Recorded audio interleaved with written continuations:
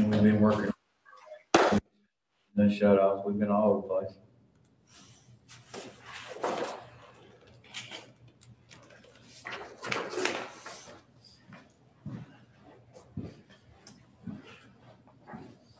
Mayor, here's an updated agenda.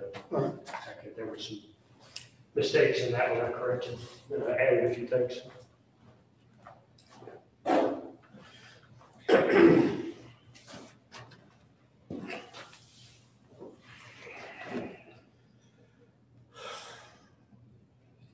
Correct me if I do something wrong.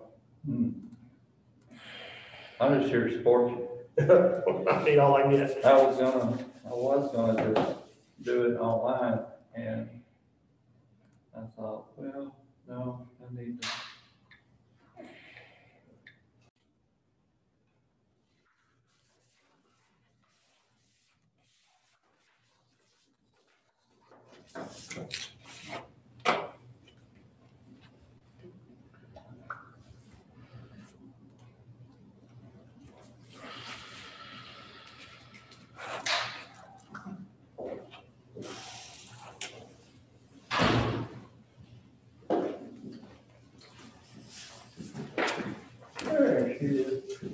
Have a tweak the agenda. Okay. So there's the updated one. Appreciate it. Thank you so much. Okay. Ready? All right, it's now 6:01. I'm going to call to order the meeting of Industrial Development for Hartsville, Trousdale County. We have Seth Thurman and Daniel Titcomb joining us via Zoom. First thing I'd like to do is bring everybody's attention to the new agenda. If you don't have the new one, say something. I tweaked it a little bit over the one I emailed out about a week ago. And let's start by doing the Pledge of Allegiance to the flag, please. I pledge allegiance to the flag of the United States of America and to the republic for which it stands, one nation, under God, indivisible, with liberty and justice for all. Thank you. We have a couple of things I tweaked on the agenda that are a little different than what we're used to. The state is requiring a couple of different things in the way we run our meetings. One, we have to adopt a motion to conduct a virtual meeting for the members that are joining us via Zoom.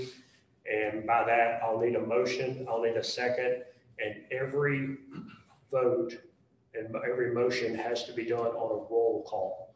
So Mr. Thurman will call roll and take the tally of each vote. So at this time, I'll need a motion to adopt the virtual meeting format. I'll make that motion. Second. All right, we have a motion by Ms. Bay and have a second by Mr. Graves. There's no discussion. Mr. Thurman, call roll, please. Heather Bay? Yes. Yes. Scott Craig? Yes. Craig Moreland, he's absent. Robert Thurman, yes. Seth Thurman? Yes. Leah Garber? Yes.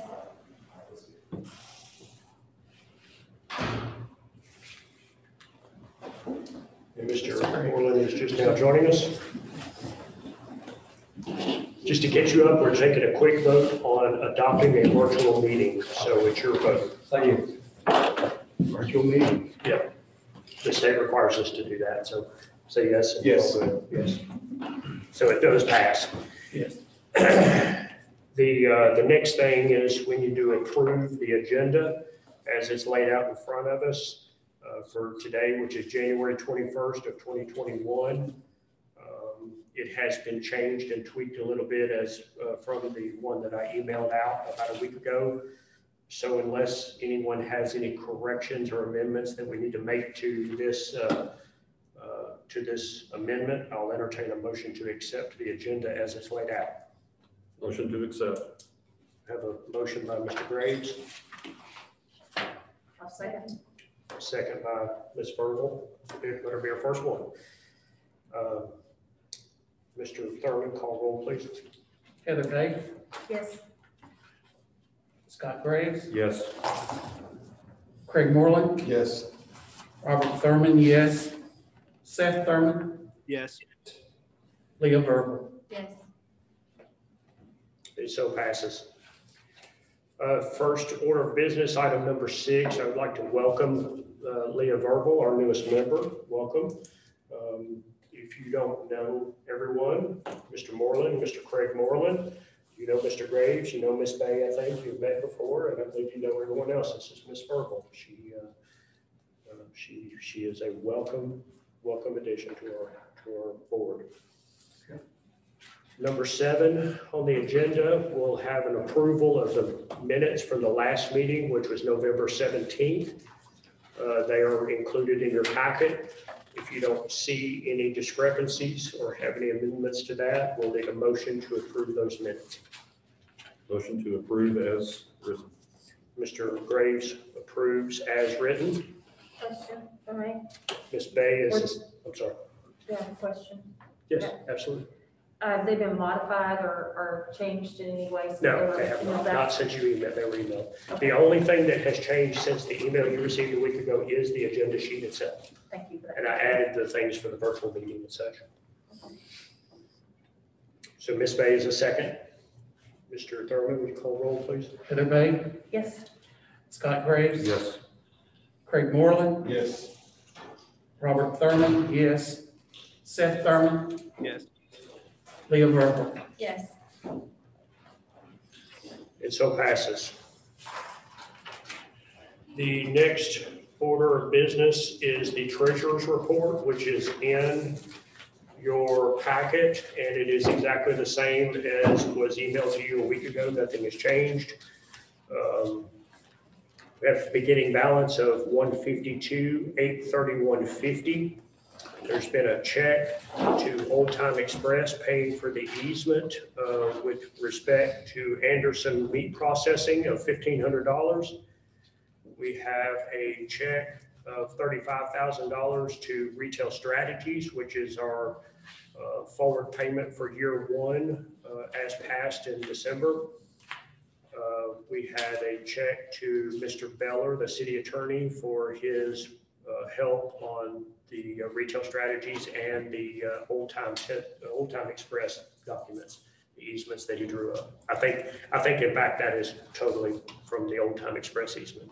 Have an ending balance, a current balance of $115,555.45.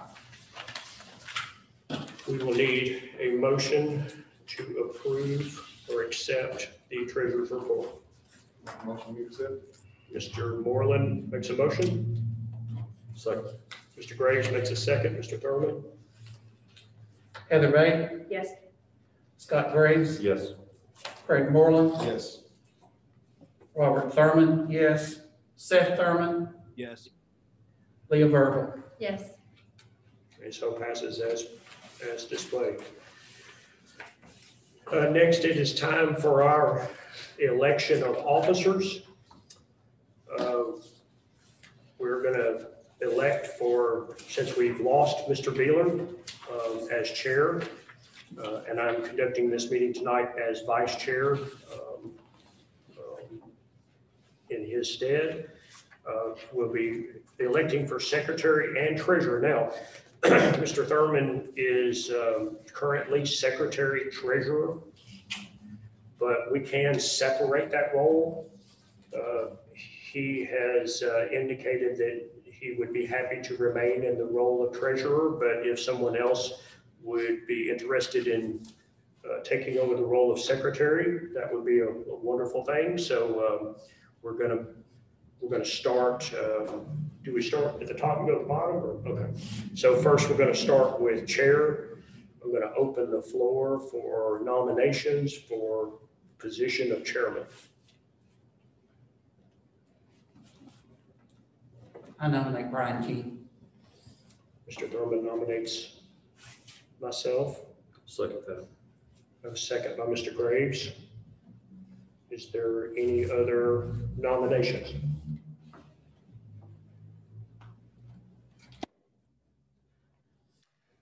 That being said, we'll close the nomination. And Mr. Thurman, if you'll call roll. Heather Bay, Yes. Scott Graves, Yes. Craig Moreland, Yes. Robert Thurman, yes. Seth Thurman, Yes. Leah Verver. Yes. Very good.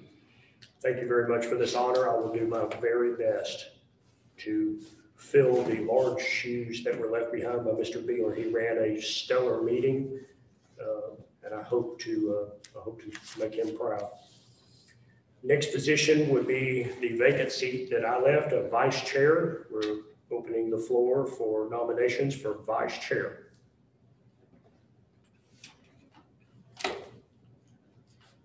Not everybody at once. Did we get anybody by email? I'm sorry? Did we get anybody by email request? No, no one has spoken up, but I don't know if it's out of place for me to say that it was mentioned to me that Mr. Graves would probably be happy to consider that position if he was elected. I nominate Scott Graves. So I have a nomination for Mr. Graves. Do we have any other nominations? Anyone else? Well, I would say that since, I guess we need to call a roll, Mr. Thurman. Who was the second?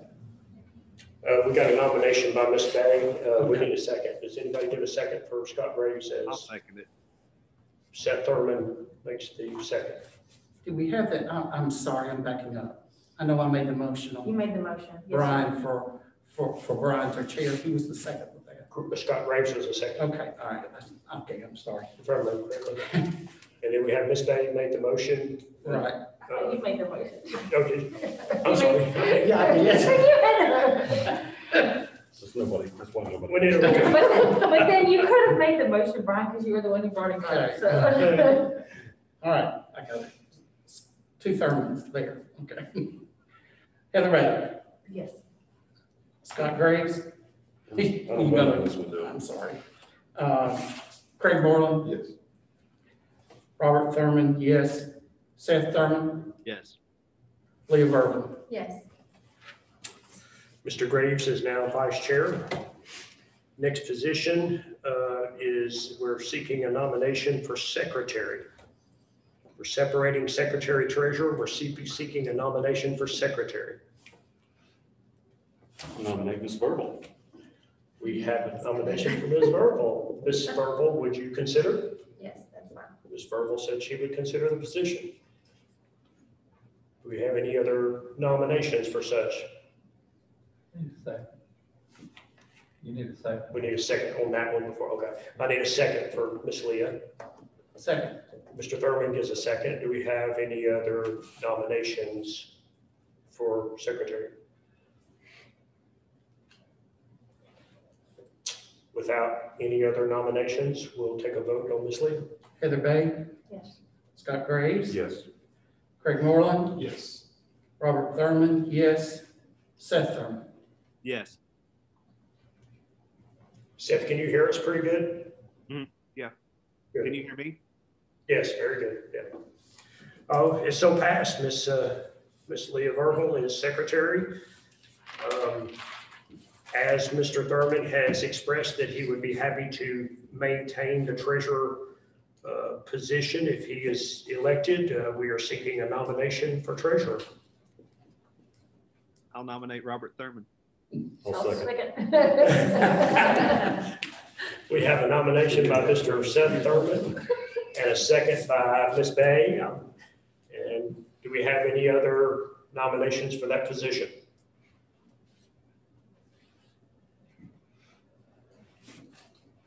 All right, with no other nominations, we'll take a vote. Mr. Thurman? Heather Bay, Yes. Scott Graves, Yes. Craig Moreland, Yes. Seth Thurman, Aye. Leah Verver. Yes. It so passes. Mr. Thurman is our treasurer. All right. Thank you all. Huh? Thank you all. Okay, yeah. Thank you, Probably. Leah. Probably.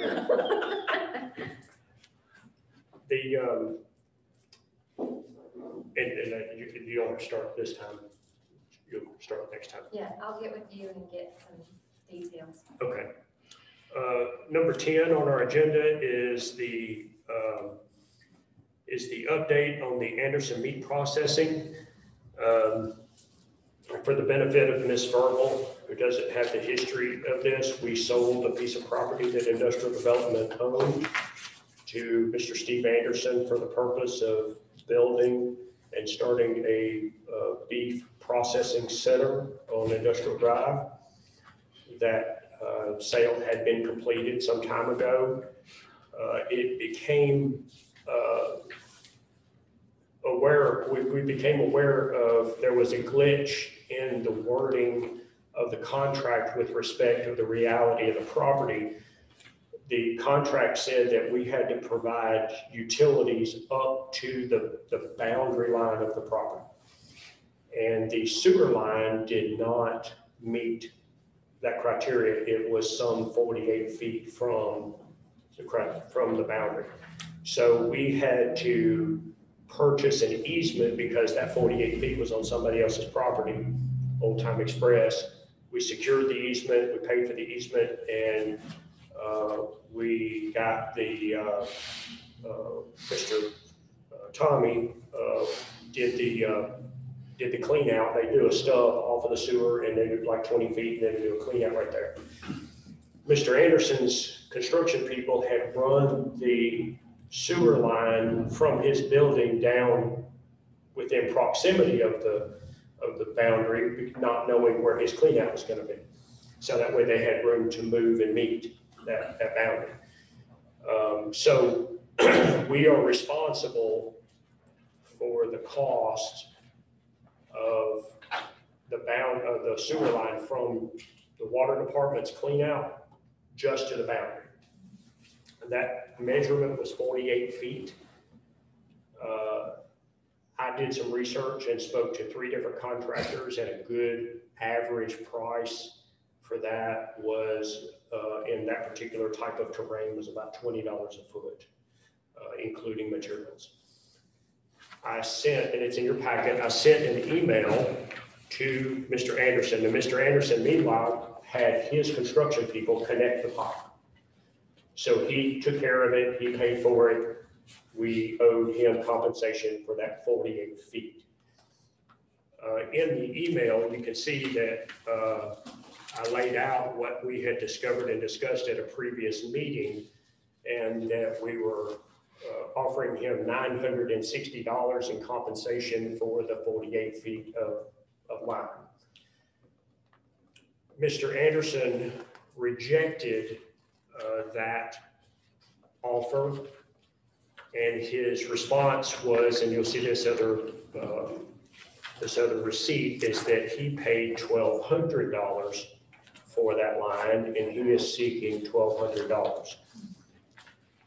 So we have, if my arithmetic is right, we have about $240 difference in the settlement. And I told him all I could do is bring it before the board, and the board could discuss whether they wanted to pay the $1,200 or if $960 was the number, or whatever the will of the board was.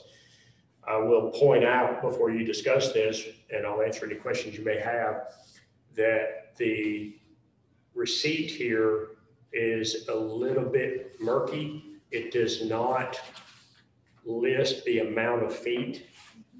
So we don't know for sure how many feet this $1,200 represents, if it was from the 80-foot stub out to the line and then to the sewer 48 feet, or if it's just for the 48. And it says there's a note in there for busted rock. He may have hit some rock. That is possible, but it doesn't differentiate whether it was on the side of the line that we're responsible for or on his side. So that being said, Mr. Tommy is here to, Mr. McFarland is here to answer any questions about that, because he was physically there and he made the measurement from the property line to where Mr. Anderson's line stopped. So that being said, we'll turn it over to the board for discussion and decision. Yes, sir, Mr. Groves. Question, did you ever receive an email response to this? Or did you simply just receive this invoice for the larger amount? I received a phone call from Mr. Anderson. We spoke on the phone and he emailed the receipt to me and proof that he had made payment in that amount. So I do not have an email denial of that to his verbal.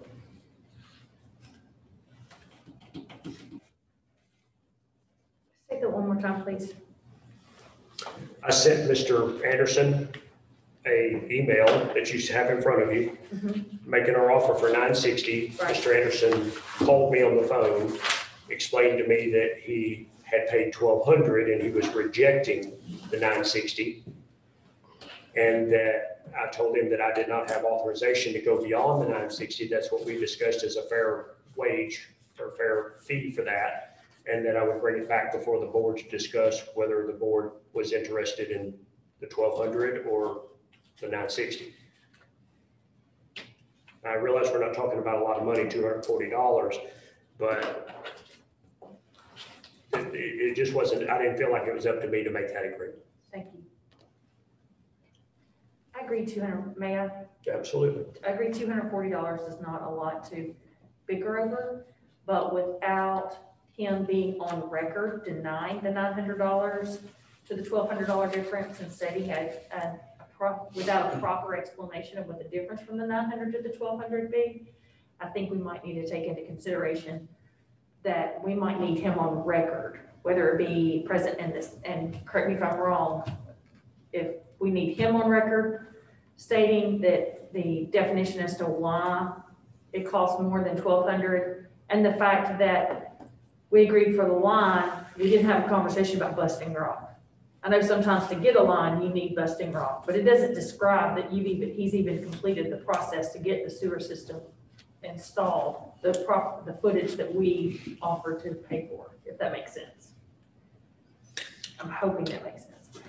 So we agreed to so much in footage, correct? We agreed to the footage that we were legally bound for, which turned out to be 48 feet because we were responsible to the boundary. It just so happened to be 48. Thank you for saying it in that way, because that's not stated in this receipt. And that I would like clarification within the receipt and his denial on record, whether it be an email to all of us, if that's legal. I'm not really sure with Open Meetings Act, if he could probably inform us per email, defining why it is different and with a better description within his invoice that he's requesting that we be responsible to pay for. Mr. Groves. I agree with that. That's the reason I asked the question, did you ever get a response to this email? And the invoice being so vague, we don't have any idea what we're paying for. Thank you. I didn't mean to jump in front of you. No. I'm just saying I agree with you. I think we need to address that. I think he needs to formally deny the 960, as Heather said. But I think we've got to have some more definition on this. What are we paying for? I mean, there's not enough information on there to know what we're paying the difference for. Another thing that, have we thought of, like, what precedent we're setting here if we decide to do this for him? Are we opening ourselves up later on to, if we're just required to go to a boundary line, are we required to do other work for other people that are using our property or that have bought? I will read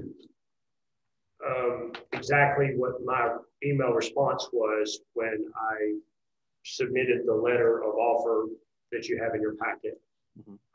Mr. Anderson responded, I reached out to Mr. Beasley and asked what our actual costs were, and he said he has not been billed by the installer, but expects to receive it Friday. I will get back with you as soon as I know something. Thank you. The next email that I got from him is the copy of the receipt that you have before you, and it says, here's what it cost. Mr. Beasley has already paid Roger, Mr. Ray. So you can make check directly to him or to me, I'll reimburse him however is best for the IDB is fine with me. And that's the extent of our email. Unless the smarter people in the room can advise me, I don't know that it makes a difference whether it's an email form of his rejection or verbal or not, but I can understand the specificity that you would like in the receipt. What, Mr. Mayor, what do you think?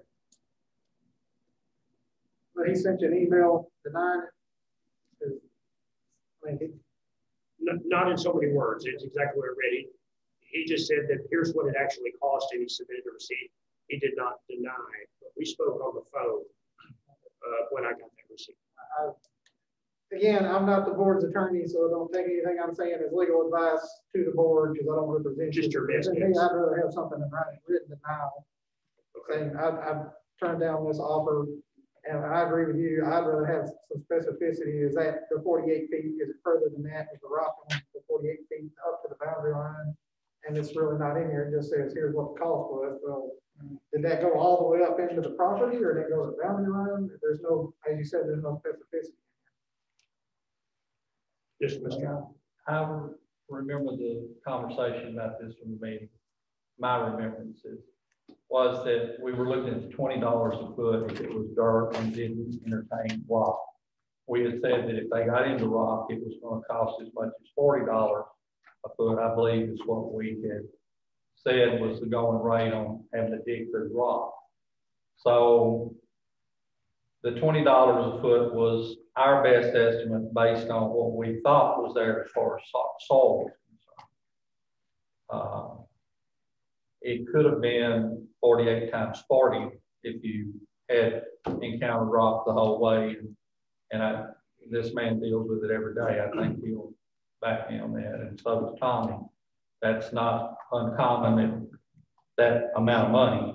He ought to give you an itemized bill for the 48 foot for what it cost per foot. And he should have rock. If he was going to charge you rock price, he should have what was rock, what footage was rock, what footage was dirt. How much of it was 20 feet was rock. He should have described that in his bill. And I agree with that completely. I'm not disputing the amount. I'm not disputing any of that. I'm disputing the lack of clarity if our obligation has been completed. That's it. That's my concern is that, okay, it says busting rock but is he still going to come back and give us another bill for the sewer being completed? It doesn't tell us that here. And I would just like a justification for him to be more detailed in his description of what we are being accountable for paying for, since we're a nonprofit organization, that we have to make sure that our line items are completely in line. Mr. Thurman. You know, this project is several dollars for this man. It's hard to fathom in some ways that we've come down to $240 from. I see where you're coming from. It seems like to me that if you had a project this size, you could have some budget that said, well, we might go over a little this on this side and so forth, but it just seems like we're quibbling over it, and we can't get this put to bed. This whole thing, ever since I've been on the industrial development board for a year, we've quibbled, it seems like, for something like this. Might I make a suggestion? Absolutely, Mr. If we feel like it's not the amount that's the issue, that's the billing, just respond to him that we need an itemized bill, and when I receive it, I'll hand you a check. Just a thought. I kind of agree with you. I think it'll look better. I agree with that. And we need something on our books showing specifically what we use the money for. Could be busting rock. He busted rock all over that place. So it could be busting rock anywhere.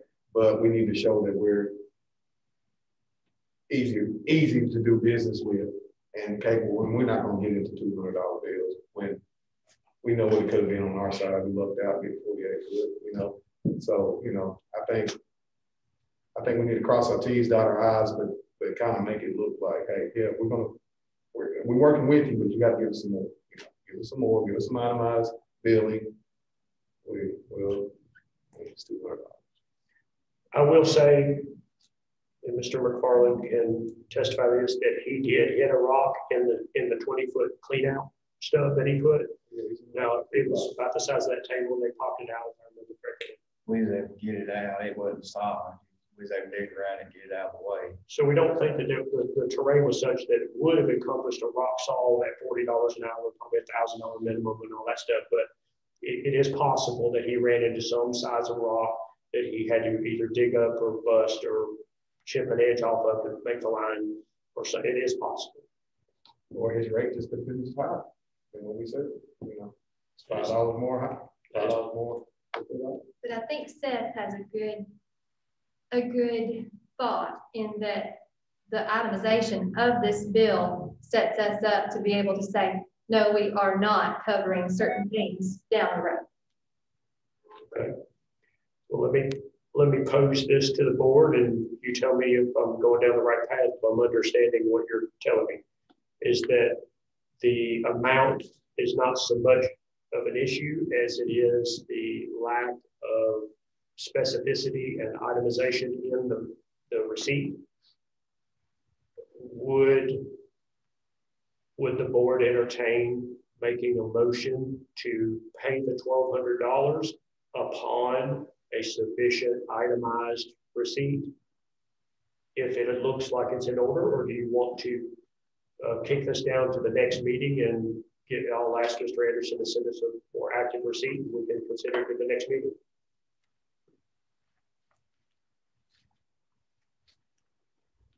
I think I would make a motion to request an itemized bill that specifies the amount of feet, the price per foot, and any adders for rock clearing.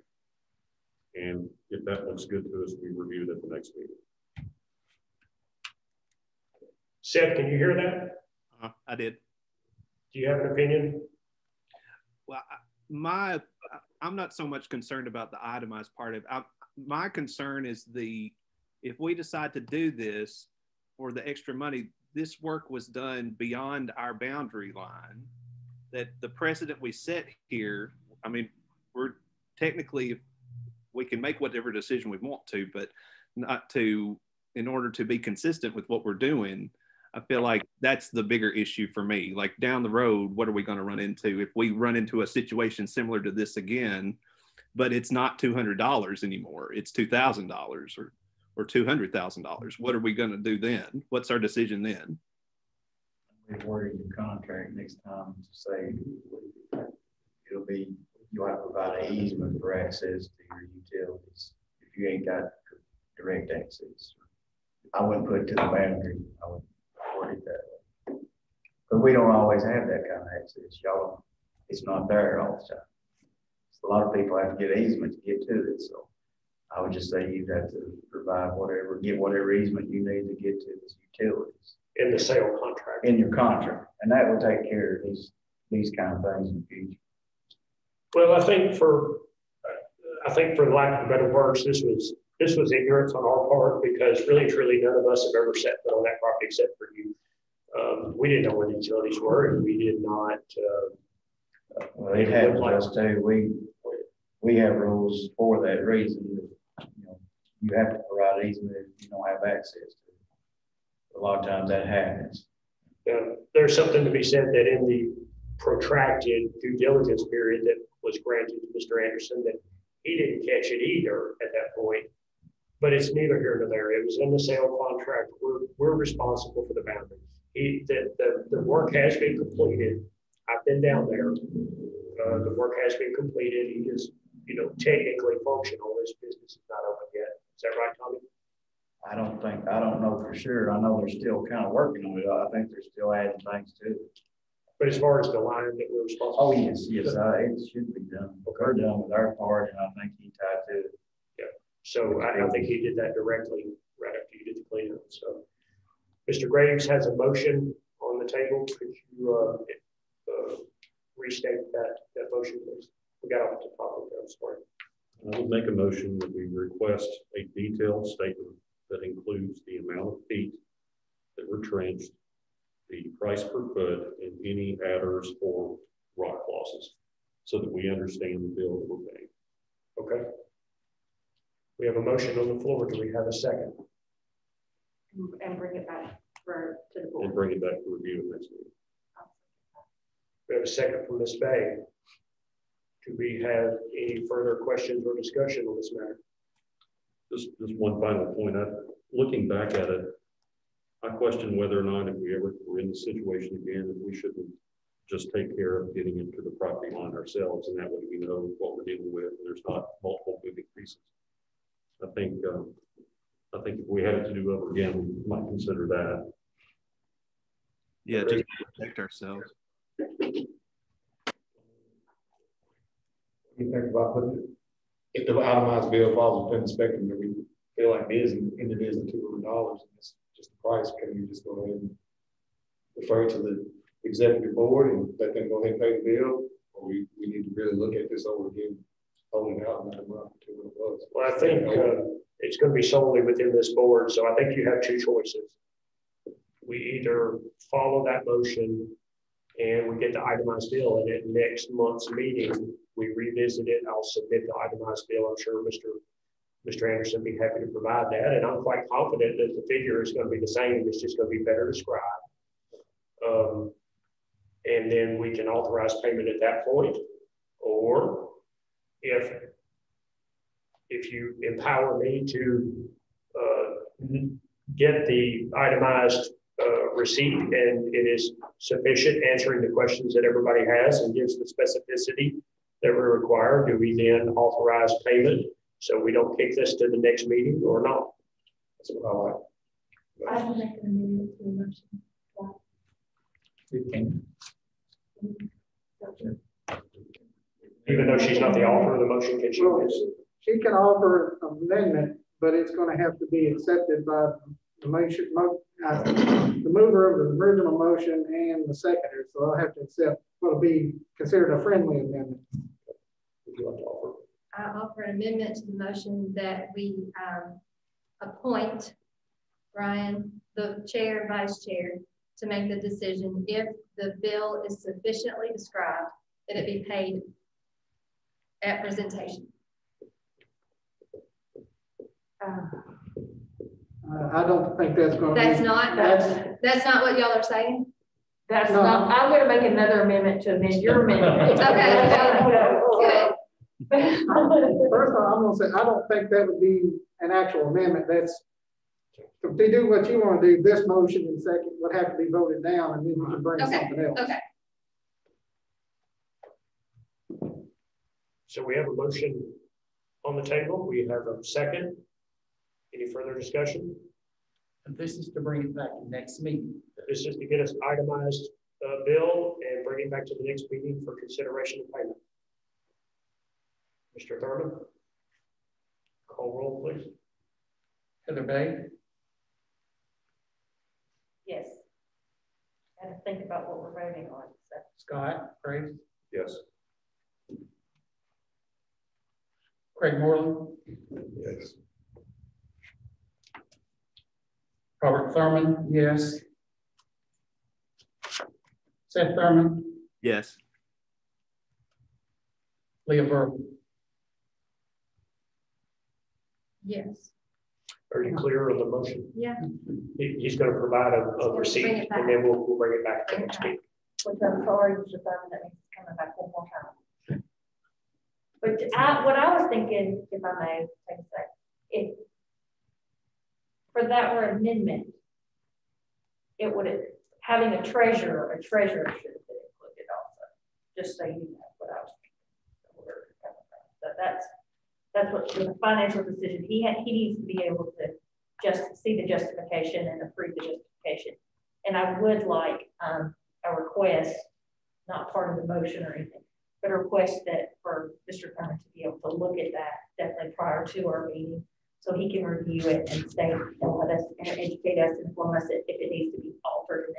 I will distribute that receipt as the moment I receive it to every board member for consideration, so that at the next meeting, if there's questions, we can address it then.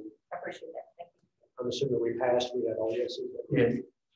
Motion is passed. So Mr. Anderson I will contact him. I'll send him an email tomorrow. And he will, I'm sure he will have no problem providing a detailed receipt with answering these questions.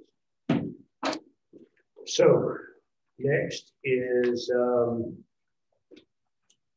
number 11, we've taken the action. So number 12, retail strategies update. So far as I know, that nothing's gone on with the mayor that I'm unaware of, but there's been some back and forth emails, just gathering data. We've had a couple of online meetings, but they haven't had any real substance. It was mostly getting our ducks in a row so they can start after the holidays, because the holidays just kind of put everybody into a tailspin. Mr. Mayor, do you have anything further to add? Yes, as you said, there was a couple of properties here in the downtown area that have changed hands, and I updated the property list and submitted those updates to retail strategies where they have the downtown strategies part. They're actually, I've been included in the loop with our Tennessee Downtowns program we've got here locally, where we got in the program through ECD. They've been included in the loop, and they'll be on all the meetings and Zoom meetings and whatnot going forward, working with us and ECD. So they've been very excited about that. I was contacted by a gentleman here that there's a piece of industrial commercial property. Actually, it's the Walgreens building is up for sale, and they reached out to me to contact local investors. I submitted that information to Retail Strategies under the agreement with IDB. I haven't heard back from Retail Strategies, but I gave them this gentleman's contact information. He actually is for an investment firm, so they can contact him directly. I can provide that information if you all have any knowledge, anybody might be willing to purchase the property. I think it's a little over $1 million. Walgreens did re-up their lease. It's good for another 2.5 years, and they have a whole packet to go along with that. I can submit that to you. Even this gentleman's contact information. If the IDB decided they wanted to put this information on the webpage, this gentleman that contacted me said he would be agreeable to that, but we need to contact him beforehand to make sure that it's still available, because he's reaching out to people individually also. So basically what they're looking for is either a local investor or a regional investor to buy that building. So, and I can send more information after that. It's a lot more detailed. I don't remember it all off the top of my head. They put together a packet to go along with it. I think it's about 10 pages, and includes, you know, demographic information and information about closest to Nashville and all these kind of things. So again, and I don't remember who all said, I think I included you on that, but I don't remember. But again, if you know anybody's interested or you want more information, I can forward that email on to IDB and then go from there. So, and there is also, as part of the their contract with IDB, Retail Strategies, and I think I'm looking at the email here, the calendar invite. I think all the IDB members have been included, as well as our downtown revitalization or Tennessee Downtown Steering Committee. They're going to have basically it's a preliminary analysis Zoom meeting on February 4th at 10:30 a.m.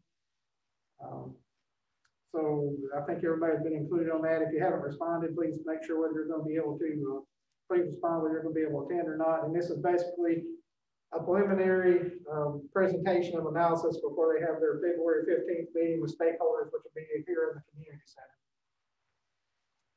Thank you, sir. Anyone have any questions? Lee, I know you're. I have a question. Yes, yes. Mayor, if I heard you correct, there's a meeting on February 4th about an analysis. Are they putting together an initial model to be used in developing an impact analysis, an economic impact analysis? I don't know what the depth of this one is. This one, from my understanding, is just for the downtown area as part of the downtown strategies. It doesn't cover the county as a whole. I think it's just for the downtown area. But I'm looking through here and I've noticed that nobody from Tennessee Central is included. I can make sure we forward this and get yourself and Charlie and Kelsey invited. I don't think Retail Strategies have a problem with that. I've sent out some people I suggested they included, so I don't think that'll be a problem to get you included on that as well. That'd be great. I don't want to jump ahead. I'll mute myself. When new business comes up, I have something regarding an economic impact analysis.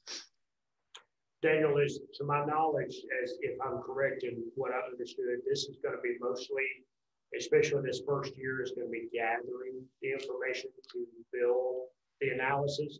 I think it's a little premature. I don't think they're going to have any kind of analysis for us.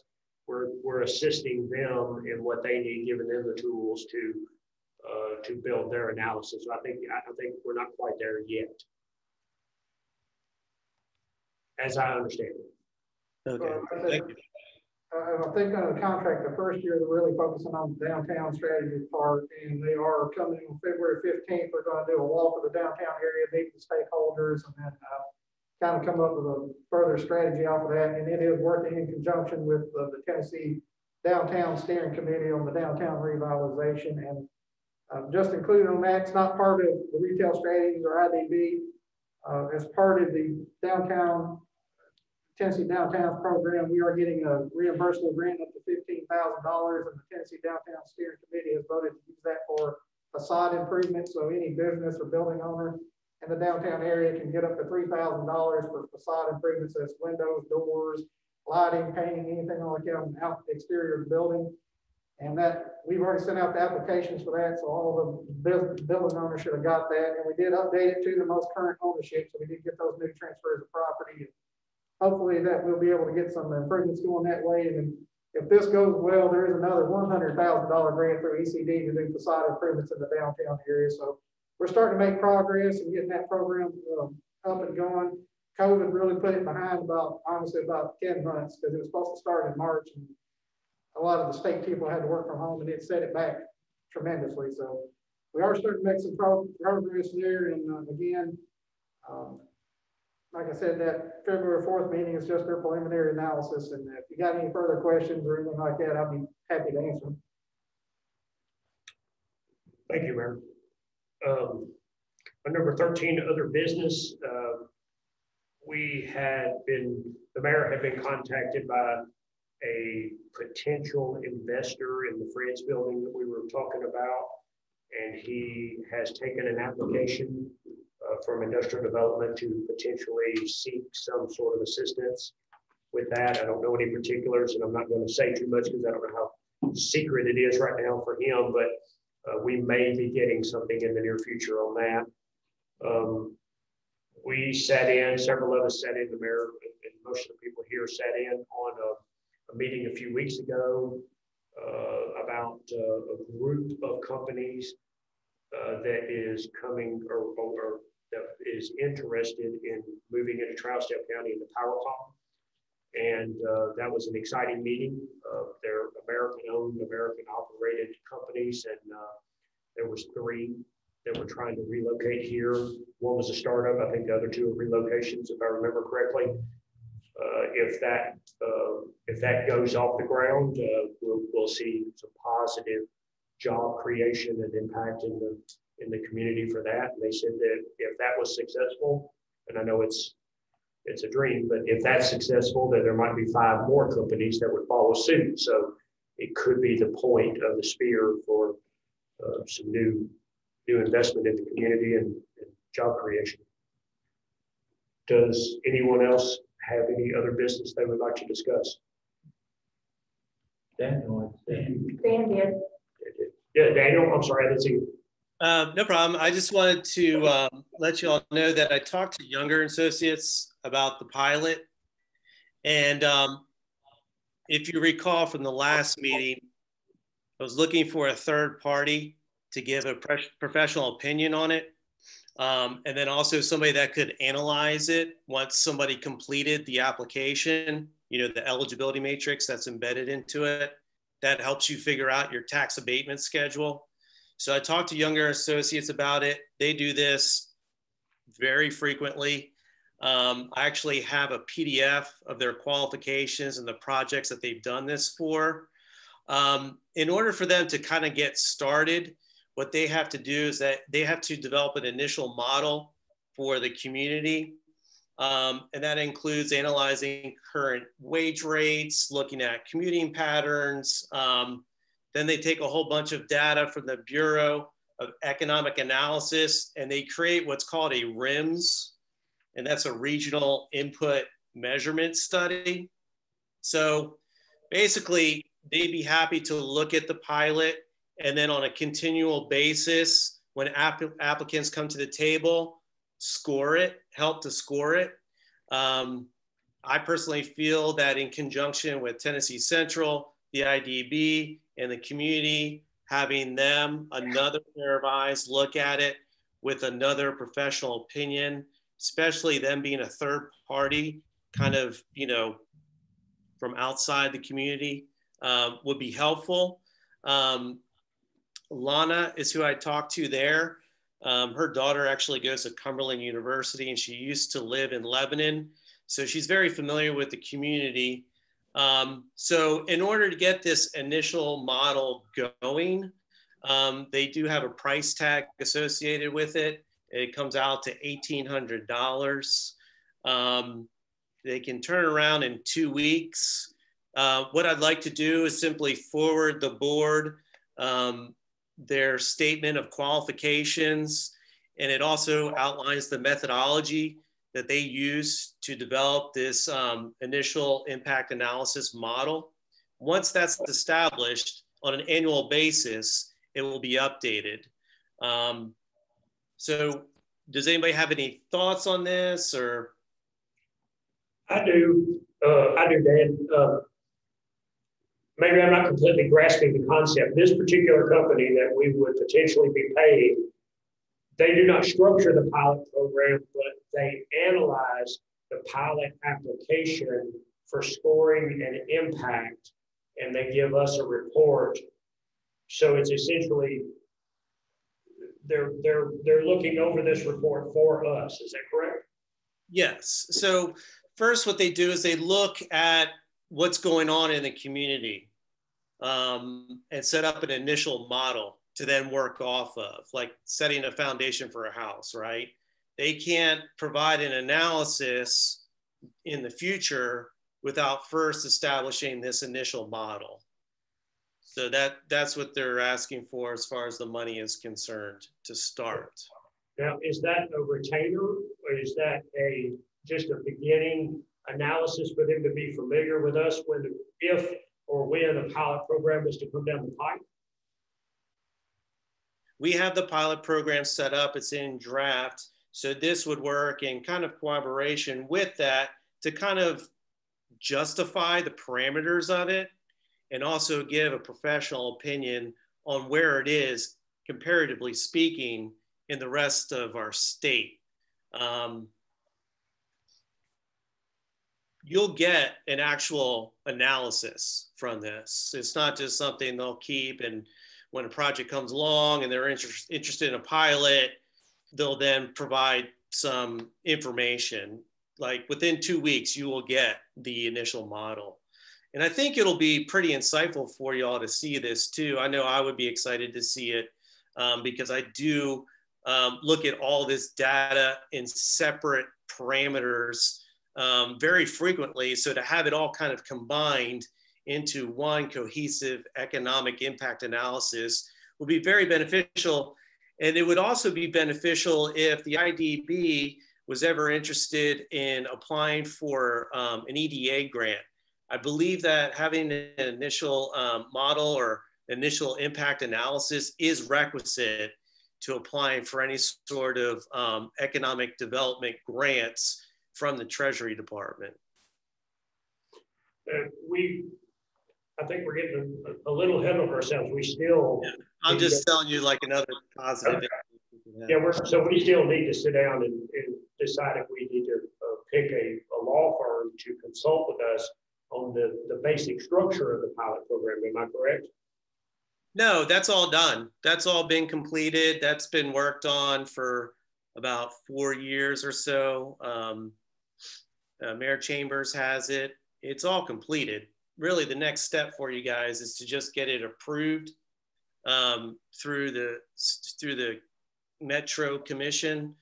But before doing that, my recommendation is having Younger perform an impact analysis of the community, setting up an initial model so that going forward, you know, once it's approved by the commission, you have this, and you also have this when you take it to the commission as kind of like legitimizing the pilot itself. Given that we don't have anything even on our horizon that would make. Well, yeah. There could be, but you know, that's kind of confidential, and I'm not really comfortable speaking about some things that, you know, are out there. Are you encouraging us to look at this seriously right now? What's that? Are you encouraging us to look at this seriously at this moment? I'm encouraging that an initial model gets set up for an impact analysis to help get a pilot approved through the county commission. I feel that I'm seeing RFIs come through that, one, require quick turnarounds, and two, require an outline of the local incentives that are approved in the community. And right now, I don't really have that.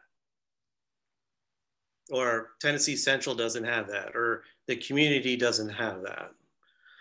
There's one that actually just came in literally today asking for a specific section outlining available local incentives in order to compete for a very substantial multi-million-dollar capital investment project.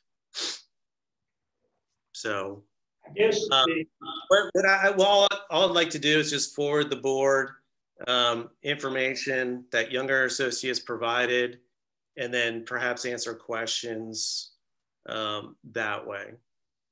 Well, my personal opinion is I'm not against being prepared and being proactive so that we can potentially capture a business in a timely fashion and not lose it because we're unprepared. But I'm still feeling very ignorant about the whole process, the impact on getting committed to such a program for such a small community.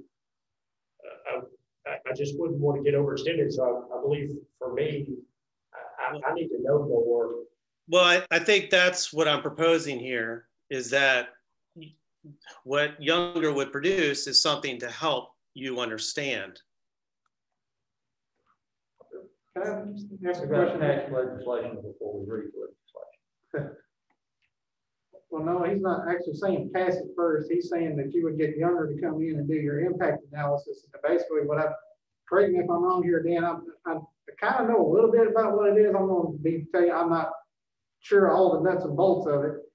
Basically, they're going to come in and do an analysis of Hartsville, Trousdale County and their area and tell you, okay, here's what if you have this size project, this is what you can offer or should be offering, and basically help you structure that and have that information ready to go. If somebody comes in, then get that information all together, and that's what you submit to the county budget committee and county commission. And I know it's much more in depth than that. I'm trying to do like a 30,000 foot view of it. But is that kind of right? Daniel, could you hear? Yeah, it kind of breaks up a little bit, but yes and no, Mayor. What I'm really focused on is the eligibility matrix that's in the pilot draft, where you score a company's proposal based on job numbers, wages, capital expense, where those jobs are coming from. You know, if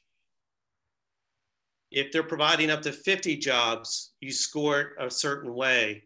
If they're providing up to $10 million in CapEx, you score it a certain way. What Younger is, where their value is being able to take that scorecard that a company would fill out and then provide feedback as to how long you might consider abating their taxes, and then the percentage of the taxes that you would charge back to the company. So for example, let's say there's a 14-year term on the pilot on that eligibility matrix, because that's currently what's kind of outlined.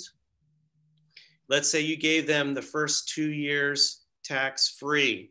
Then the next year, maybe you go to 90% and then the next year 85, and then the next year 80% of their property taxes due back to the community. I'm getting in the weeds here a little bit on it, but that's I'm trying to explain where their value comes in designing an initial model and an impact analysis to be able to calibrate those percentages of the pilot you'd want to be comfortable in approving for that size company. Does that make sense? It does, and I see the benefit of being proactive, and I can see the value of a company like that is, that is so specifically focused in advising us through and how to navigate those very complex waters. I'm just still feeling very ignorant about the process before voting to write a check.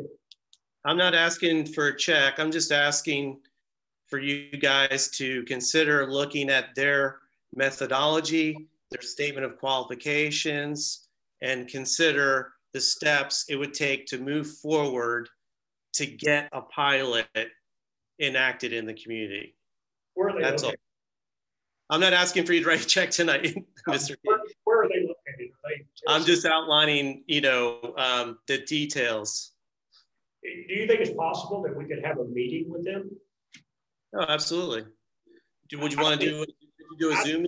It would make me feel better, maybe everybody on the board. Sure. If we They're in Jackson, so Zoom would be best. So I would make the recommendation that we, if I may, that we receive the information that they publicize themselves with, because I have multiple concerns here. We've already invested in a project. We need to make sure it's not standing on top of each other, being the exact same project. It's not, so they're two separate things. If I may interrupt, and excuse me for interrupting, I just want to be very clear that the pilot is just for industry, manufacturers. It's not for retail. It's very specific. If you read through the draft, it's very specific to just industry, not retail. That's good to know. I still welcome the material to come in for us to see, review, and preview. And I'd like for us to all just take the time to review it at least until our next meeting, if we can, if we get it before our next meeting. I think we would need to, just so we have intelligent questions. We have our other meeting with retail strategies, and I think first and foremost, Dan, I want to thank you for bringing this to us, because you're doing your due diligence and you're not doing your due diligence if you don't bring it to us. So you brought us something else for us to look at for industry, but it also gives us a tool to compare retail strategies and keep them in check with making sure that they're providing a good service that we need. But at the same time, we don't want to make sure that it's not the exact same thing we're already paying for retail strategies. Exactly, and that's why I asked that question to Mayor Chambers earlier, if retail strategies is actually developing an impact analysis model. But yeah, so just to be clear though, two different things, because retail strategies is saying don't enact a pilot before you have a retail prospect in hand. Industrial is different. Industrial is, you kind of want to have this, like, because I'm receiving a request for information that are asking if a pilot is in place. And then companies are deciding whether or not to visit communities that do or do not have those already in place. So I can't, Dan, can you hear me better over here? Yes, sir. Okay. And correct me if I'm wrong here, but I think retail strategies even said there's a difference between the industrial pilot and a retail pilot. And that's why they said do the retail pilot differently than you would the industrial pilot. And yes, right, the wages are higher with industry, buildings are bigger, they're kind of apples and oranges.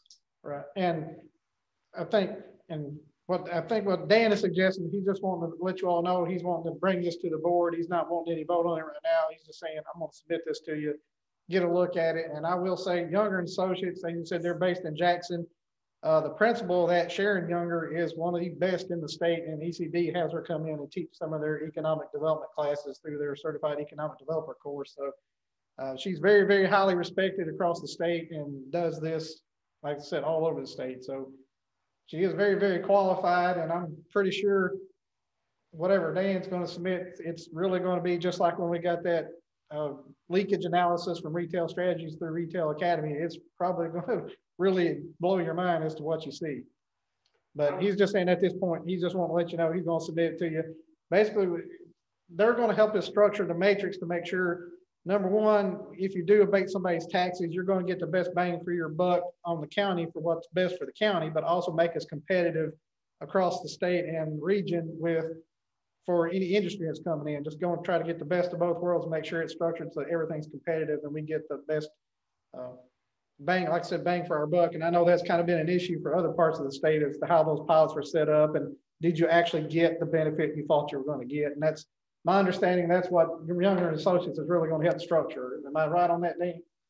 Yes, and it's just another set of eyes and another opinion for the community to consider when agreeing to a proposal or not. Thank you, Dan. I look forward to getting that package. And thank you for your help. Sure thing. So. Any other business to discuss? Mr. Chairman, going back to the gentleman and the possible business going into the old Fred's location over here, I did speak to that gentleman. Actually, he was in my office at 3 o'clock today, and I did give him a copy of your, I guess, your development assistance application.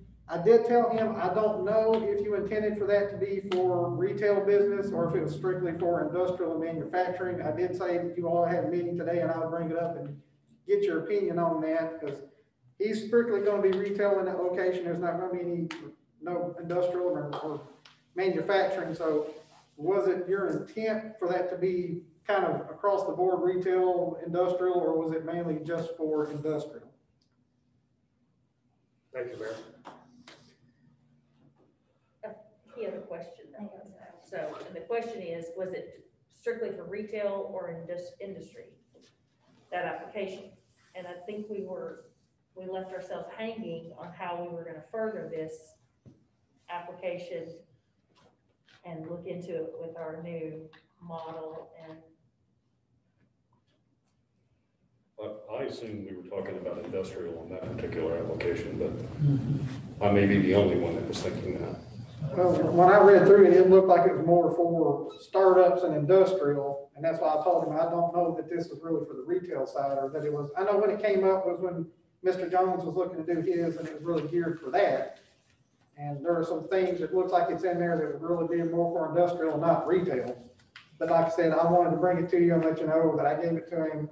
I told him I didn't know if it was intended to be ever used for retail or if it's strictly industrial, so I wanted to bring it to you, let you know, and then ask that.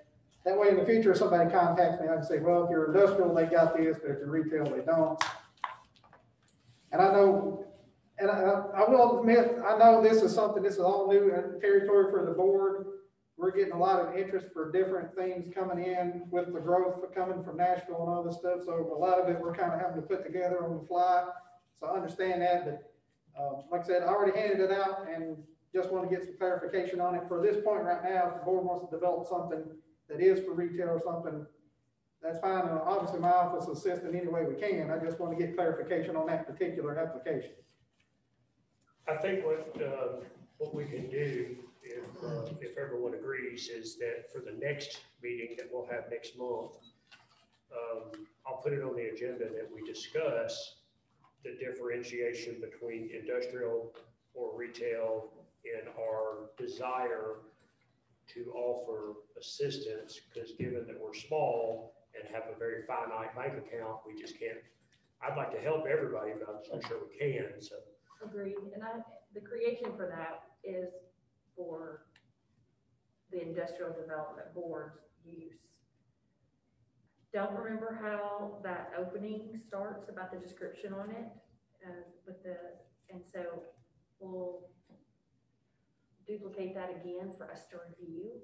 Because we also have a new member, so she has no idea what we're even discussing. So we need to pass that forward to her so she knows what we're talking about. I will do so. And confirm in a cover letter of what exactly the use for this application will be for in the future. hate to leave you hanging, Mayor, but I think we're so in development of this. And that's why if you look on IDB's webpage, it's not on there because Thank I you. knew there was so much uncertainty around it. We haven't posted it on there yet, just like we haven't posted the pilot because it has not been approved. So I just wanted to bring it to the board, let you know that I did hand that out and get some clarification on it. And so. Well, at this point, everybody will have a chance to receive the package from Dan. And we'll have a chance to develop some questions. And I'm sure we can get Dan to join us for the next meeting and help sort us through most of those questions. And then maybe we can go forward and get a Zoom meeting with that particular company to answer more specific questions. And we'll also need to discuss at the next meeting the differentiation between industrial and retail in our application or desire to do so. Now, I realize that we are the industrial development board, but we have that latitude. We've hired retail strategies, so Yeah, we we've have opened that latitude, window, so we. So we need to discuss that, Mr. There are some industries that have a retail component to them. Sure. There is a kind of a mixing of those two areas, so you wouldn't want to totally exclude someone just because they have a retail part of their business, such as made bread. I stopped in the retail store and bought me some good sour. I mean, so you are retail as well as, so there's going to have to be some blending of it, I think, to a degree.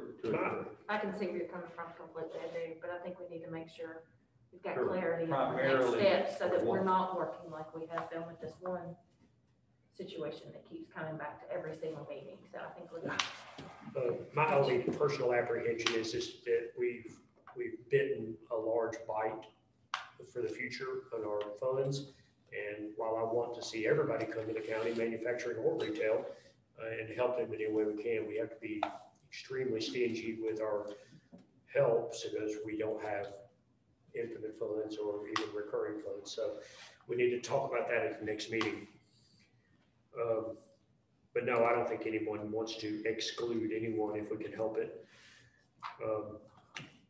We don't have very many public here. Does anybody from the public have any comments pertaining to tonight's agenda? Mr. Mayor?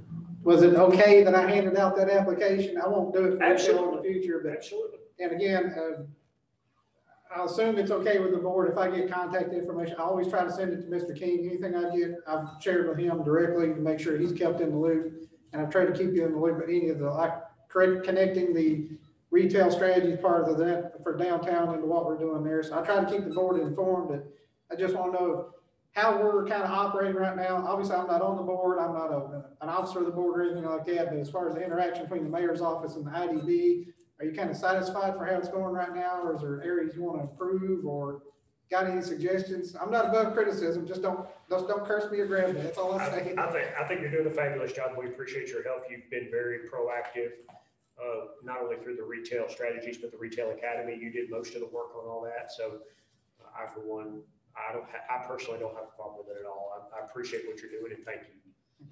You're just a facilitator somewhat. You're not voting. It's still, Right. it's going to have to come back. Obviously, most people that contact a city or county, they go right to the mayor's office because we don't have any economic development department of our own. Right. So they're contacting the mayor's office. I'm trying to be as knowledgeable as I can with the various things we have out there. Just like the gentleman on the retail, I gave him the contact information for the Mid-Area Development Corporation, which can help with loans and those kind of things. And I just had thought, as we were talking a little bit earlier, about somebody else I can send them to. So I'm trying to be proactive, but I'm not wanting to overstep the bounds of what my authority is and go into something that's the realm of the IDB. So I just want to make sure that what I'm doing so far is not, like I said, stepping on anybody's toes. Not intended here.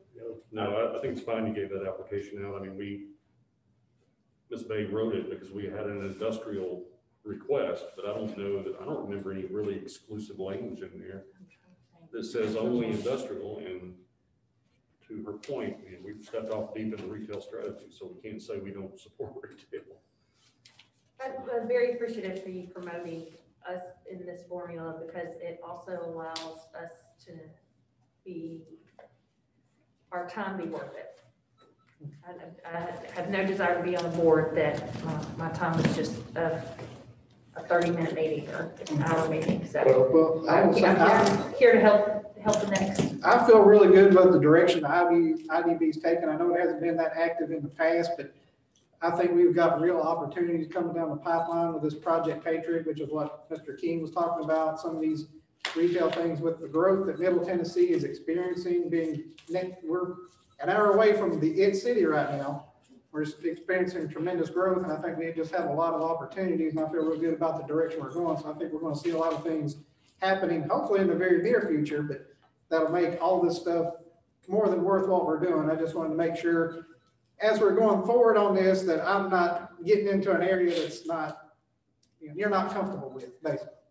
I personally appreciate the fact that we're too small to not work together and help each other and not say, that's not my job, call them over. So I appreciate that. We're a community. We're all citizens here. I don't want to start drawing lines in the sand. That's my job. That's your job. Don't do this, do that. I just want us all to work together. And that's why I really don't want to draw a line in the sand personally between differentiation between retail and industrial. We want to make sure the language is right in the application, but I'd like to consider anything that we can do to facilitate growth in this community that benefits the greater good. That's my main focus. So I'm just glad we have that. We have that latitude to veer a little bit, maybe help retail and not specifically state industrial.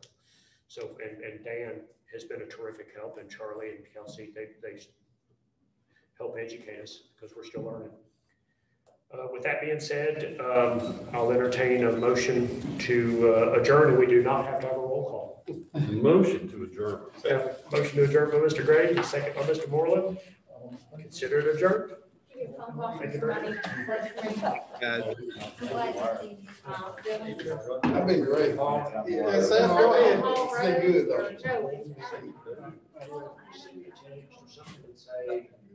I'm gonna be loose on the side.